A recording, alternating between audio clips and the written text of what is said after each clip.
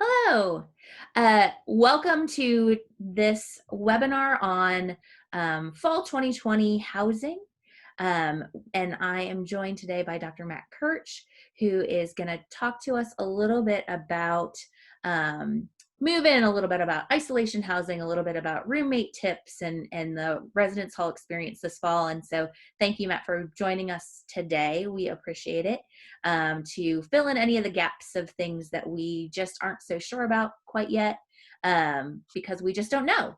And I say we as UA families, not necessarily we as an institution. So if you wouldn't mind starting, we'll go chronologically.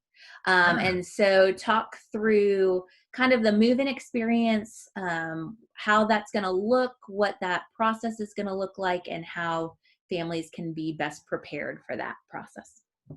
Sure. Good morning, and thank you for having me here today. And thank you for doing this web series. I think it's really important that your office supports our parents and families so much throughout this process, and especially this year as we return to campus.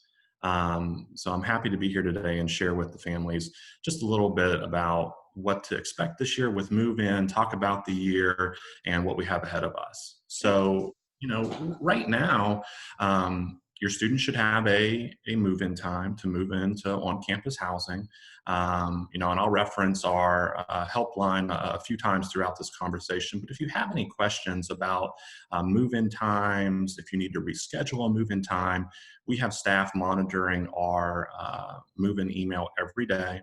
And you can reach them by going to moveinhelp@ua.edu, or you can call our main housing office at 205-348-6676, and they can give you information as well.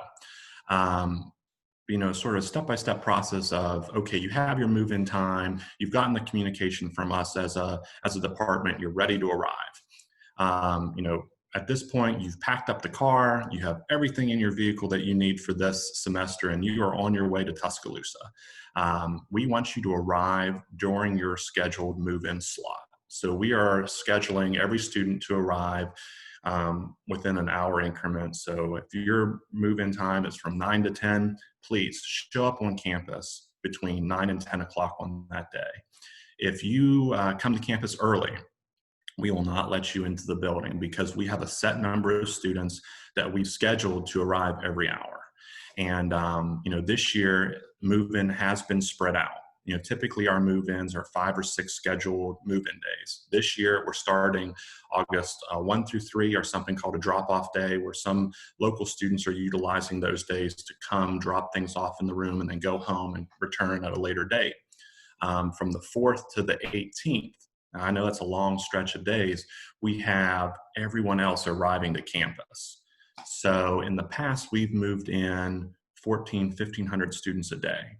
This year, we're going to be going between 300 to 500 students a day. And we've done that to really spread out move-in, make sure that we're able to practice appropriate social distancing within our buildings, within the move-in lines. So you arrive to campus, you pull up to the building, there's going to be an unloading zone. And once you get to that unloading zone, we're going to have staff there that will help facilitate where you go, what you do. But basically, you're going to get out of your vehicles, start unloading everything that you've packed in your cars, and it'll take you 10, 15 minutes to do that.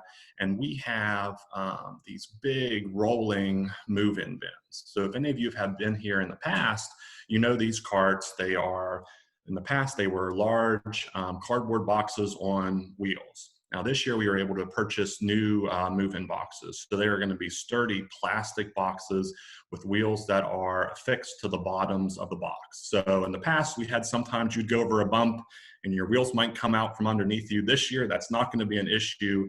They are very easy to maneuver. Kim's shaking her head because she's dealt with those. I've lost a box or two. So I completely understand it. It will be nice to have them affixed. So I that's think a we good all improvement. They also won't melt in the rain, so that's a good exactly. too. Yes. They can be easily wiped down. And, that's one of the reasons we actually did it this year. We've lost a lot of boxes in the past to water. And also these are going to be a lot easier for us to sanitize and clean after every use this year. And then, you'll hear me a couple times throughout this process talking about the ways that we are going to sanitize and disinfect different areas of our buildings. But anyway, you have everything into those move-in carts. We sort of went back and talked to our staff and said, how many carts do we need to provide per student? And we came to the decision that you have two of these big move-in carts, and if the size of our residence hall rooms, I'm sure you all know the dimensions. Two of those carts will fill up your residence hall room. So if you have items that might be too big for those carts, or you do have some extra things, you can always bring those back in after the move-in hours. We're not going to stop you from bringing anything extra into the buildings. It's just that we're giving every student two carts to move their belongings in. Also this year, we have a new sort of restriction on the amount of people that are with you during that move-in process to really cut down on the crowds and a number of people that are checking in around staff. We're asking that your student and two other individuals accompany that student during this initial move-in process. So just be aware of that as you are traveling, that not everyone might be able to go into that building whenever that first check-in and arrival occurs. You might have to stagger the times when people will go in to help students move into those rooms.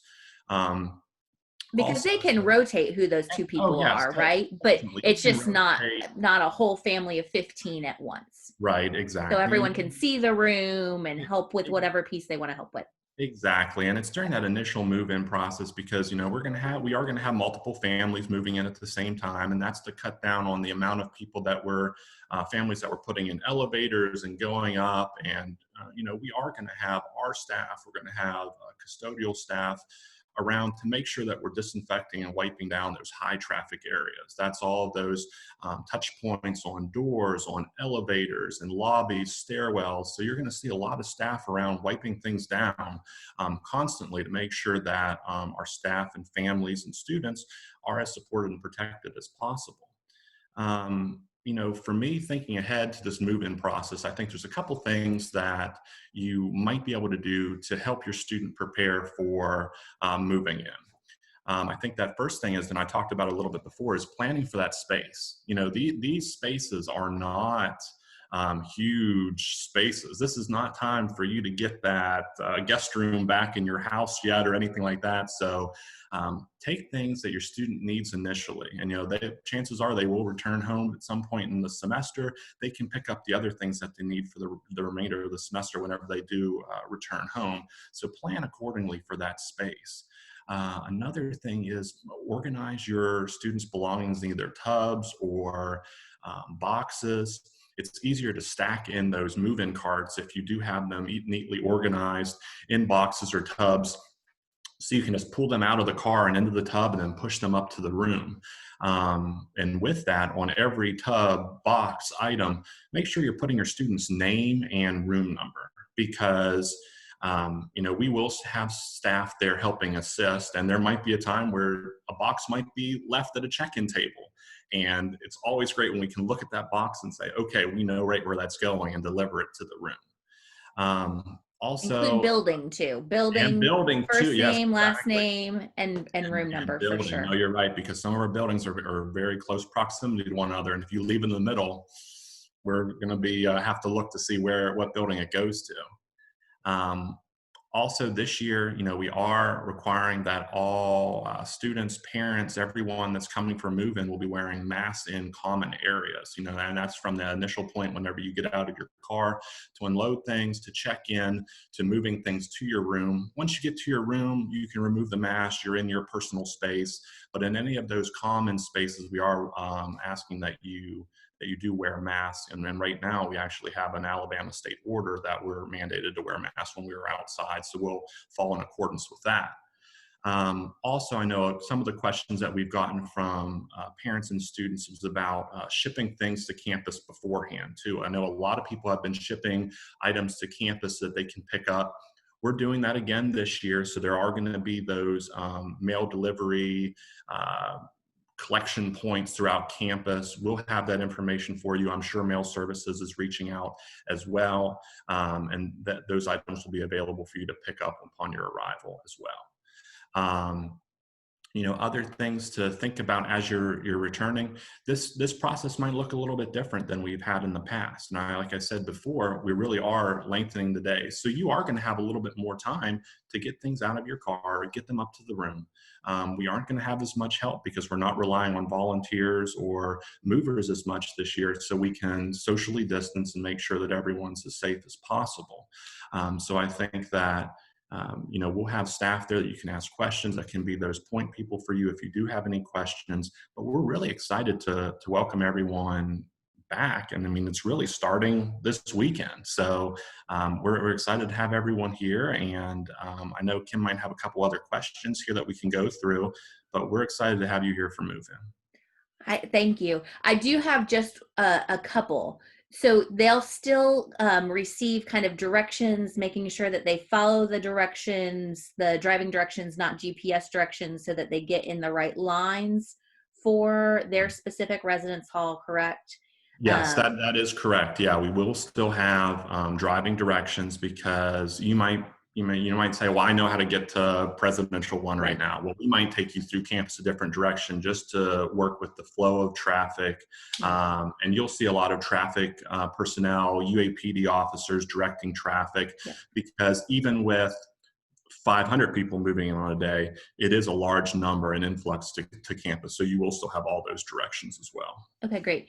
And then just again, I'm trying to visualize this in my mind. And so they pull up their car. Should they plan to move their car as soon as their car is unloaded?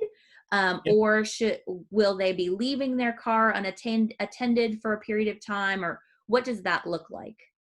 If you can, if you have the ability to move vehicles out of the loading zone, we would ask that you remove them as quickly as possible, just so it frees up space for other students and families to come. But we know that's not going to be everyone's case. Some people are going to only have one person with them and they can't move the vehicle. So we're going to have those spaces available as well. And then once you get everything up to the room, you can come down and then move your vehicle to that designated parking area.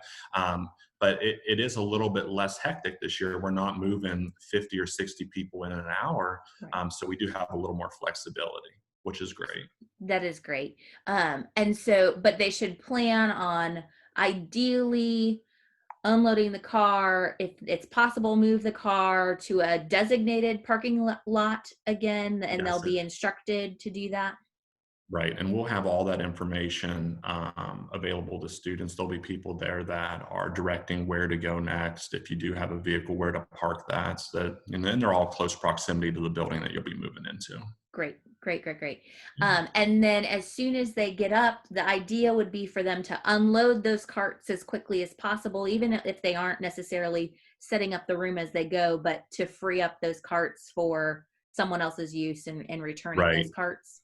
Yep, free up those carts because we do have a limited number of them, and then return them, and then we'll wipe them down, and they'll be ready for the next family to come in and move in. Great. So really that arrival time window is like an hour. Hopefully Yeah, they're able to kind of get in and get out of the unloading zone in much less than that, right, kind of thing. And ideally the use of the cart would not extend for the full hour. It would be just a matter of getting in, getting up, um, right. Yeah, unloading. ideally, yeah, we would move the things into the carts, take them up to the room, unload it, and then bring it down as soon as you can. Another question that we've had from several families is, what if we hit traffic or an accident on Sure. the road or travel delays? We will work with you as best possible. We are not going to turn you away because you had difficulties getting to campus. You might have to wait a little bit, but we will get Yeah. you in to make sure that you're not waiting, 2 or 3 hours. You might have to wait until the next hour hits and you're at the end of that line. But we will make sure that you get in and you're not turned away. So don't worry about anything like that. Great. And then once the move-in time uh assignments are done for the day, then they would be Mhm. able to get back into those unloading zones in the event that they ran to Target or to Walmart or something like that, that they could get back a little bit closer to the building to unload that again, or Publix or the mail Yeah. center or wherever.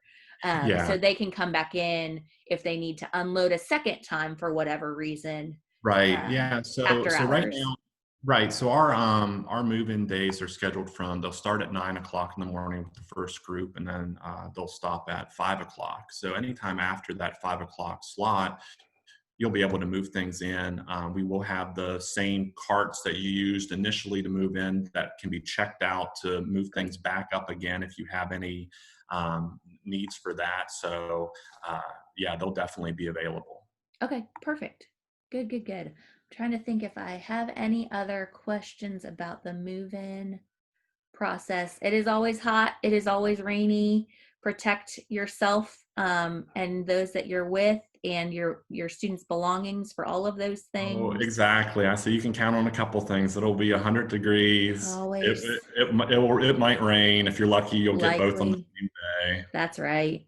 Yep. Don't drop things in puddles, And you might think the rain really makes it cooler in the It state of does not. Alabama. It doesn't. So, Nope. That's not how things work here. no. Well, good, good, good, good. Um, Always, making sure that you account for that when you are bringing, if grandma is not going to be, she doesn't want to be the one to wait in the car, taking it into account, not the time to bring the pets with them, Right. because pets aren't not allowed in the building, and them being in a car would not be safe. So being thoughtful about who those folks are to come and help move in, is definitely key. All right, we're going to shift a little bit, Mhm. actually quite dramatically, to talk through some of the pieces that, and I would be remiss if we started this process talking about move in after student testing is happening. We are actually doing a completely separate webinar about testing. So for those viewers, if you were hoping to get some testing information, that actually is a different webinar. Make sure that you view that. But that we are not intentionally omitting it to, for any other intention but to, keep this very housing focused. So, but in regards to that, we know that we will likely at some point have students who potentially test positive for COVID at some point during the academic year. We have, and it is, most folks know that we will have some sort of isolation housing, to accommodate those students who are positive in the event that they cannot go home, to recover. And so can you talk a little bit about where that isolation housing is, who would be able to utilize that off-campus housing? Because I'm sure for some of our viewers, their students are going to live on campus, some are going to live in Greek housing, some are going to live off campus. So what does that look like for this fall? Sure. So, and we will have isolation housing on campus. And just like Kim said, this is housing that is designated for students that do test positive for COVID-19 and that were notified of that positive test. Now, our on campus isolation housing is only for contracted HRC students and on campus Greek students as well. So if you are living on campus, whether in a residence hall or a Greek house, you would be eligible to live in our isolation housing on campus. When you say Um, contracted HRC, that is, students who have a housing contract through Housing and Residential Communities, for in whatever way. So yeah, in a residence hall, in a or small group potentially, house, yeah. or if you work through HRC to live on campus, you will be eligible to live in isolation housing if your Okay. student is As tested. well as anyone who's living in a Greek chapter house as well. Correct. Okay, great. I just wanted Yes. to, Nope. HRC, we say it, but not everybody knows what it means. So that is what we call our UA housing, and residential communities. All right. So our the location for the isolation housing is going to be in our apartment style buildings, and that is Highlands and a few Bryce Lawn buildings as well. So we chose those buildings because they have outdoor entrances to the apartments. You don't have to go through a main lobby. You go directly into the suite. Also, we don't know everything about COVID-19, so we don't know how it travels. So each one of these spaces has its own heating and ventilation and air conditioning unit. So each pod is very isolated by itself. So we wanted to make sure that we're supporting students, and that's the reason that we kept students on campus. We wanted to keep them close to us so Mhm, that they have all the resources that are available to them if they are placed in isolation housing. mhm, So for us, what that looks like is, each student will be assigned a case manager. And that case manager will be that point of contact for the student on a regular basis to make sure that they're doing well. They'll also have that point of contact through us, through HRC, because we want to make sure that they're doing well and they have everything they need to be successful while they're in isolation housing. mhm, That includes making sure that whenever they get that initial call saying you've tested positive, they'll be provided basically a virtual packet of information on this is what you need. This is a quick list of things that you might need for 10 days, 14 days, however long you're going to be in isolation. Now, we realize it when the student gets that call, it is going to be an eye opener. And they're going to say, mhm, oh, okay, this is what I need to do. They might not grab everything that they need for 2 weeks, and that's okay. We will have our points of contact in everything that they receive. If they get to their space and they say, I forgot a textbook for my class, I forgot some medication that I really need, or any other of those essentials that they need, we'll be able to get those to them, either working through roommates to drop them off at our office. If we have to have an RA or one of our staff members go and get those, we'll get those items to the students. Also with that, making sure that we're working with Bama Dining. So if you're on campus, you have a meal plan. And we'll work with Bama Dining to make sure that students are receiving meals daily for the duration of their time in isolation housing. We also have information on any type of special accommodations. If there's allergies, food allergies, dietary restrictions, we'll work with the appropriate staff to make sure that students are supported in that way as well. Some of the other questions that we get when talking about positive cases in our buildings. We're being asked, what are we doing in terms of cleaning or disinfecting the spaces where that student was? So really our points of contact for that, UA Environmental Health and Safety have been great to work with throughout this entire process. We've worked with them this summer on a few cases that we've had. They go in, they do enhanced cleaning procedures. It takes several hours to clean one of these spaces, to go and make sure that all surfaces, everything is being thoroughly cleaned and disinfected. And then they will be able to have that assurance that roommates will be safe in those places. Also, monitoring the isolation spaces. If there's any needs, if the students have any needs while they're in those spaces, emergency or environmental health and safety will be the point of contact for any needs in those places. So will we in HRC. We'll make sure that students are safe, supported, have everything they need to be successful while they're in those spaces. mhm, Um, through the duration of the time in isolation housing, they'll be in contact with that case manager that's assigned to them. And whenever they get to that point where they are able to be cleared, there'll be clear communication from that case manager that you are cleared to, remove yourself from isolation housing.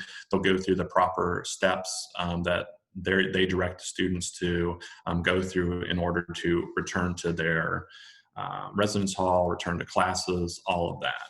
So I think that the big piece in there is working with that case manager that's assigned to your student. Also, we do have a helpline that you can utilize for any other information related to a positive test if your student is tested positive. Also, we've been getting questions about, can my student go home? Do they have to go to isolation housing? It, if you're within a reasonable distance and you can come and get your student and that's what you want to do, please, you can come and get your student and take them home. I think, the recommendations are just to make sure that your family and yourselves would be wearing masks, making sure you're taking all the proper precautions. But if your student would much rather be at home, please, we will allow them to go home. Also, questions about, can you come and visit your student? And we don't want a lot of traffic in and out of the isolation housing. So we would say, if your student's going to utilize isolation housing, that's their option. If they can go home, they can go home. But you can virtual talk, you can FaceTime, all those ways to communicate. But if they're going to be in our isolation housing, they should stay and be isolated from other individuals in isolation housing. But we feel very confident about the processes that we have in place. I think that the biggest thing is that we're always worried about our students being supported, our students feeling safe and prepared for this. And while this is something that we never had to deal with before, I think that we have the proper avenues in place to make sure that the students are safe and supported throughout their time in isolation housing. And they're given all those appropriate contact informations. If any need should arise, they will have answers to those situations. Yeah, I think the case manager piece is going to be super critical. That students know if they are in isolation housing and they need anything or they have any questions, that they can really work through both their case manager and HRC housing staff to figure out what those answers are, even if you all aren't the ones necessarily providing Exactly. what they Yeah, need. exactly. I think those points of contact, the case managers have relationships across campus. We do too, and we'll be able to get you answers to whatever you need, whether that's academic related, whether it's student involvement related, medical. We'll be able to point you in the right direction or get someone to get in touch with you to answer any of those questions. Great, great. Now, is there any tips that you would offer to make this make this process smoother? Maybe having a conversation with students in advance to have a thought, a plan of, these are the things, or a list. These are the things that I will grab if I need to potentially either move home for that isolation period or move into isolation housing. Having some sort of smaller bag available. I know that you said that they'll get a list of things that they Yeah, should take with them. yeah, they will get a list of things, but it's enough clothes for the duration of being over there. They don't want to do laundry, likely. Exactly. And I mean, Bama Dining will drop off food, and it's going to be enough for a dinner, breakfast, lunch, snacks. But if there's anything else that you have that you might want to eat while you're over there, of course, there's always those delivery options that you Sure. could get something delivered to the apartment. But anything that you need, medication, computers, cell phone chargers. uh, Linens? they will need linens. If you are not able to bring linens, we do have linens that we can provide if you contact us, because we do have some for our camps and conferences that we usually have over the summer. So that would be available. But yeah, linens, pillow, towels, toiletries. We have worked with custodial staff to make sure that every apartment has trash cans, trash bags, toilet paper, tissues, things like that that you don't need to grab. But shower gel, soap, Yeah. shampoo, toothbrushes, all of that, you want to grab and bring that with you. Yeah. But if you get over to the room and you realize that you forgot something, you can give our office a call and we will arrange to make sure that we get those items back to you, because Great. we're not going to be thinking about everything whenever you are Of told course. you have to pack a bag to go. Right. Of course. Um, Now, there's, in the event that a student does not themselves test positive, but maybe their roommate does, or they know that they've been in close contact and have been encouraged to potentially self quarantine. Yeah.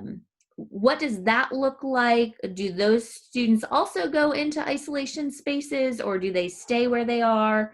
And what does that really look like? So those students would, so if a roommate was to test positive or you've been in close contact with someone, we would be asking you to quarantine in place, and that is to sort of restrict your movement as much as possible, to stay in your room and monitor symptoms for a few days. At that point, you're going to be contacted by someone that, like a case manager as well, because you would be identified as someone that came in with close contact to someone that is tested positive.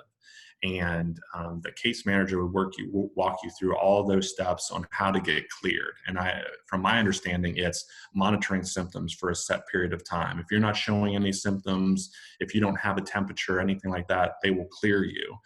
But they will work with you to make sure that they identify those steps to take as well.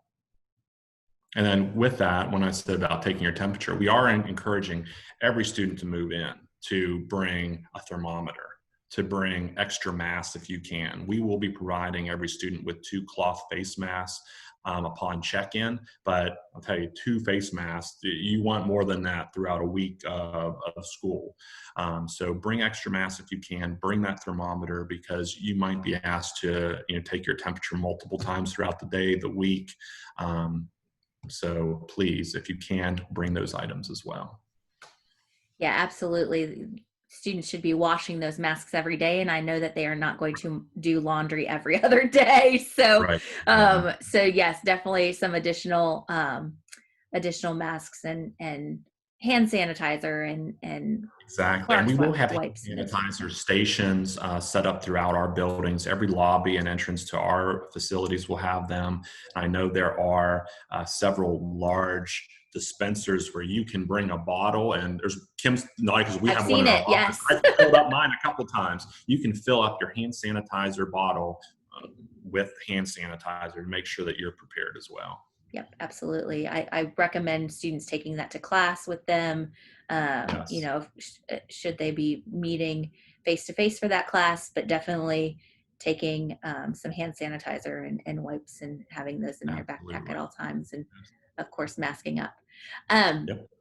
so, can we talk a little bit in our last Yeah, few minutes about, sure. um, you know, roommates will likely be spending a lot more time together this fall because they aren't necessarily needing to go to Mhm. every class outside. They aren't necessarily going to spend long hours Yeah. outside of their rooms and dining halls or those types of things. Um, any tips or kind of what that hall experience is going to look like, Sure. what that relationship with their RAs is going to look like, Yeah. and how they can get off on the right foot with their roommate. Because I think normally we call October I Hate My Roommate Month. But I think that some additional higher quantities of time may mean that roommate conflicts maybe happen sooner than normal in this environment. And so how can families have conversations with their students about how to prepare for potential conflicts, how to manage each other's expectations Yeah. in order to make those roommate relationships go as smoothly as possible, if you will. Sure. This sounds like a good webinar topic. Kim, we could have a whole webinar on this That's one. right. That's right. Yeah, We can but do that later. exactly I now have you committed to come back to talk more about roommates, right. maybe in August and September. But Kim's exactly right. From day one, when you check in, you're going to have that relationship with your RA. Your RA is going to either come and introduce themselves face to face or virtually to you, so that they get to know your students on a personal level, because they're starting training now to prepare for student arrival. And we put them through a lot of opportunities to make sure that they get to know students on a one-on-one basis, so that they get to know what they're interested in, how to get them involved in campus, because we want them to find their place somehow. So that's getting to know what they did in high school. What do they want to accomplish while they're at UA? And then our RAs will go and say, hey, have you thought about joining this club or this organization? Or maybe you need to talk to this person because they want to do the exact same thing, or they have the exact same interests. So, our RAs really do play a crucial part in developing those relationships, those peer groups on campus. This year, we're going to be doing a lot of virtual meetings, virtual check-ins to make sure that students are interacting with one another, with floor meetings. Also, when you come to the buildings, you'll see a lot of our common areas look different where we have spread out furniture. So we can still have those face-to-face interactions and face-to-face programs at a distance to make sure everyone's safe, but we can all still be in the same physical space, just a little more spread out. So we're still interacting with everyone. And it's really important to develop those relationships early on within your suite, within your room, within your floor, your building, and we're gonna continue to do that this year.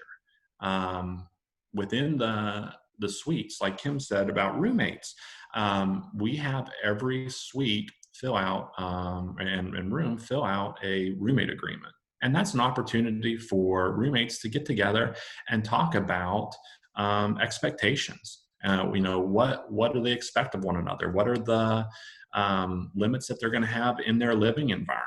And I think we're encouraging students to be completely open about what things are you concerned about this year. And Kim and I talked about it a little bit before. It's with the whole mask wearing, social distancing, we're going to have conversations with students about the importance of wearing masks in common areas whenever you're out on campus, if you go anywhere on campus. So having those conversations with each other, saying, are you going to do this? Are you going to be safe whenever you are out? Because I need to know that, because that's what I'm going to do, and that's what I need to have some sense of security in my living environment. So having those conversations early on. And I think we're going to continue to do a lot of programming over being safe. And we're going to have programming with other campus partners not related to COVID-19 that they usually get, whether that's health and wellness coming in, or if it's the counseling center coming in and doing programs. There's going to be a lot of opportunities for students to be involved within their buildings, be involved within the campus community, especially throughout those first 2 or 3 weeks of classes. There's going to be opportunities for them to see all the clubs, organizations, events that we have throughout campus that they can be involved in. And we're going to encourage them to attend those events, whether in whatever format they're in, to make sure that they are putting themselves out there, that they are becoming involved, that they are developing friends outside of their room, because that's really important, especially early on in their experiences at UA.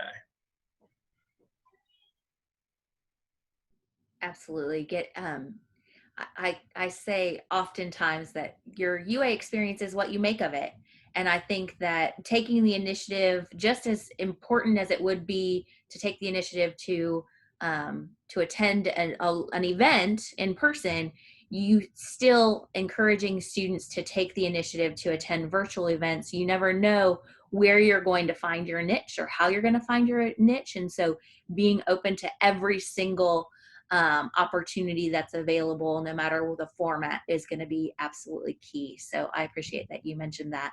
I also think just with roommate conflict, thinking about that potential roommate conflicts happens in every room. It's just Right. a differentiating to what level it Yeah. happens. But having a conversation and being ready to coach your student through giving feedback to a roommate, to how to approach that issue that they're experiencing, using language that is delivered in a kind way, in a seeking improvement kind of way, as opposed to in a critical way, or an attacking way, and being ready to receive that feedback as well, because not everybody has, their kid is not always the great roommate. Sometimes their kid is the bad roommate, or does things that drives their roommates crazy. And so making sure that you're ready to have those conversations, that you're normalizing that roommate conflict is gonna happen. And so we are ready to coach you through how to have those conversations. And us as staff members, I know housing staff members, we are also happy to coach the coaches. If your student is experiencing something and doesn't know how to approach it, and you aren't necessarily sure how to guide them through that either, by all means, give us a call and we're happy to consult and talk through the different options. Exactly. And, we have multiple layers of support within our office. It starts with our student staff that really have that one-on-one direct connection with your students. And then we have community directors that are above them, that are graduate students in higher ed or education or another related field. We have area coordinators that are professionals that do this full time, and any of our staff. We are here to support your students to make sure that they feel safe and supported throughout the year. So if there's any questions at all, they can always reach out to any one of us, and we can sit down and talk through what's going on and try to come to the best outcome possible. Great, great. Yes, and as you mentioned, they've already started training. Yeah. They are going to be a well-trained staff and ready to help and eager to help. They are always helpful folks. And so my last tip, and Matt, if you have any last tips, I welcome that. But my last tip, and I speak for all of campus when I say encouraging your student to check their Crimson email account frequently. Right now, campus is communicating with students on a very regular basis. They're going to get all of the information that they need as soon as it's available. And so encouraging your student to check their Crimson email account on a frequent and regular basis, and then hopefully communicate that to you will also be helpful to set up those habits for during the academic year so that they stay informed and know what they need to do and when they need to do it. Matt, any other tips that you want to encourage families with? No, just echo what Kim said. Yeah, a lot of information is pushed out through Crimson email, campus alerts. There's a lot of avenues that the university does reach out to students with. But if you have any questions, please feel free to reach out to our office. I know, Kim's office is amazing in supporting parents and families as well. And if we can help out in any way, we definitely can. But we're excited to welcome you back here in a few weeks, and welcome you to campus for move-in. Thank you for having It's me. coming. Thanks for being here. We appreciate it. Everybody heard you commit to a later webinar about roommate relationships. We So I can do look that. forward We to can do that. that That's right. as well. And thank you so much to our UA families for tuning in. We hope that it's been helpful. How to get some additional information. Our office, you can reach us at parents@ua.edu. That's parent and family programs. Matt's office, housing and residential communities, you can contact them through housing@ua.edu, or if you have move-in specific questions, you can contact them at moveinhelp@ua.edu. But other than that, we thank you so much. Roll Tide and have a great day. Roll Tide.